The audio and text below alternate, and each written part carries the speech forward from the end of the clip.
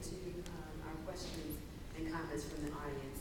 And I'm really glad that I catch you right here between you and Cheryl.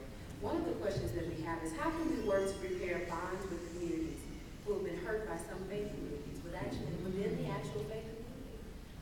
And I know we're in a conversation around the Democratic Party. However, these are faith leaders who are bringing both pieces together. But, how can they actually work to repair the bonds who have been with communities who have been hurt by some faith communities but damaged by their faith experience? And this person is speaking specifically folks who are considered, who call themselves or self-identify themselves as queer. How do we actually do that? Because we're saying it can be done, these are safe places, but what does that really look like?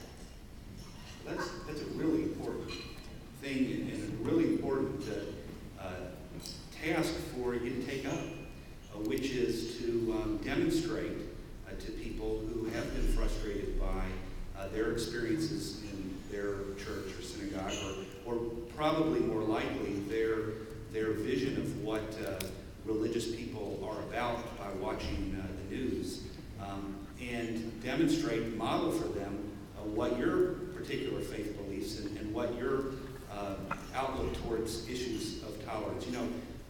The biggest thing to stress here is that there are people out there who make money by dividing people. There are people out here who win elections by dividing people.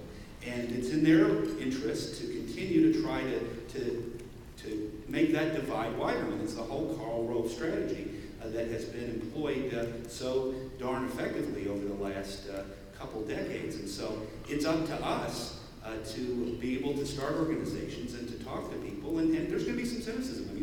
And sometimes I get into audiences and I talk about these issues and say, oh, you're just some conservative Christian trying to throw your ideas down our throats. Well, number one, I'm not conservative. Number two, I'm not Christian. And number three, the whole point of what I'm talking about is not about shoving it down your throats, but identifying what we already agree on and trying to lift people up. And so that's where you one-on-one and in groups can have such a great impact at your age.